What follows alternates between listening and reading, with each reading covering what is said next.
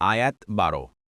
ومريم بنت عمران التي أحصنت فرجها فنفخنا فيه من روحنا وصدقت بكلمات ربها وكتبه وكانت من القانتين অনুবাদ আরও দৃষ্টান্ত পেশ করেন ইমরান কন্যা মারিয়ামের যে তার লজ্জাস্থানের পবিত্রতা রক্ষা করেছিল ফলে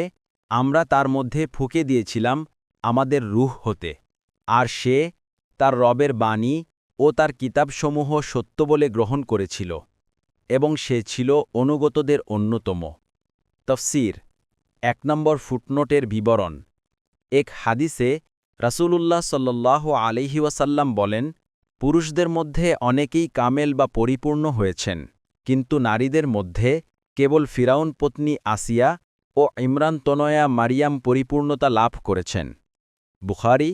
৩৪৩১ মুসলিম ২৪৩১